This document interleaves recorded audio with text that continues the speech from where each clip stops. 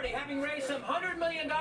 That's the judge's daughter. This is a crooked sham trial to try to hurt the nominee who's going to be the president of the United States, whether or not they like it or whether or not they want that to happen. President Trump is going to be reelected. I'll turn it back to Matt Gaetz to manage his time.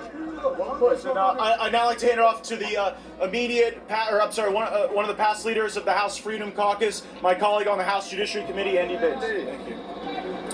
Thank you. If you want to know how you can try to impact an election, you can bring a candidate, the candidate for the Republicans, and try to tie him up in court over and over again. And if you really want to make it a sham, you bring a couple of people in who have no credibility, and you put them up as your star witnesses. And we saw it today firsthand.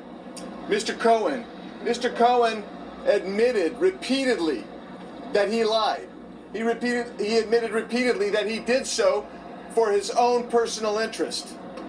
That tells you everything you know about the lack of credibility of this case. And then you add to that you have a judge. You have a judge whose daughter is making literally $100,000 at least because she's going around using this trial to raise money for Democrats. That is what's happening. That is what is happening. And so I think that it's pretty clear to us that this is a sham trial. It's being done for political purposes, and that just should not stand in the United States of America. Now I'm going to give it back to my friend, Mr. Gaetz. Now my colleague from the House Oversight Committee and from the state of Florida, Ms. Luna. Thank you.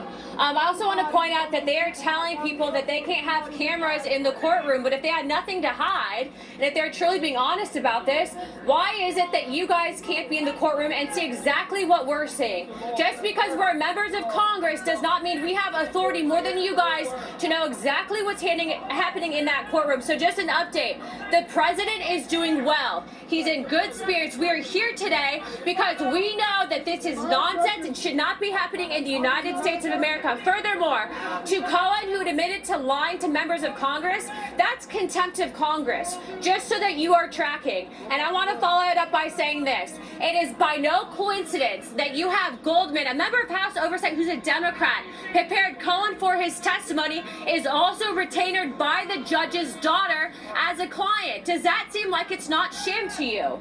It is corrupt lawfare. It's the Biden prosecutions, and Biden, you're going to lose this election cycle. Joined by my other colleague from Florida, Mr. Walz. All right.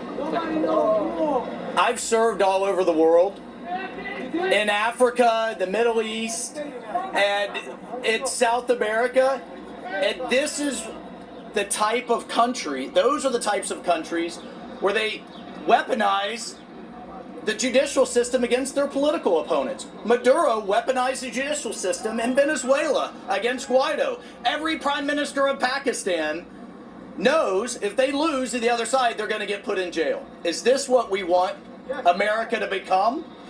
This is what we're becoming. And then from the great state of Florida, let's talk about the judges. The judges in Florida, in an effort to stay apolitical, won't even attend an event. They won't even take a photo with a member of Congress so that the public believes they are objective. But yet we have a judge that's contributing.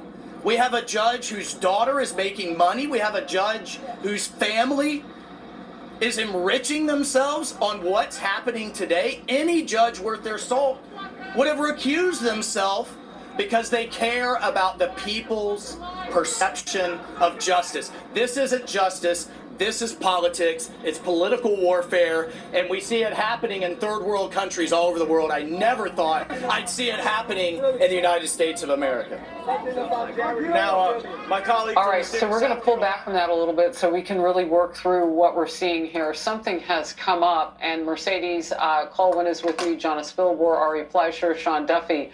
Your eyes got really wide when they were talking about this judge, and I said, are they right about how other judges won't even take a picture? I mean, you heard the congressman there. He's seen it with his own eyes.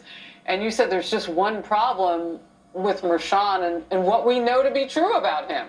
But here's the thing. When the judge raised this issue about whether he should recuse himself, Neither the prosecution or the defense raised an objection for him to be the Why not? presiding judge. I'm not sure why they didn't. I mean, if I were the defense attorney and I truly believe that I have a biased judge, of course I'm going to jump up and down and say, you have to recuse yourself, Your Honor. You can't be fair and impartial. But the judge, to his credit, gave that opportunity and the defense stayed quiet. So, Jonna, there is another way to look at what Mercedes is saying. I mean, if you want to set up a situation for appeal, let that judge rock and roll with his daughter, the Democrat, and all of his donations as a judge to the Democrat Party and all the other things that you just heard. I don't know if anybody's watching this trial, but it's been very interesting. That's what I gotta say today. Wow.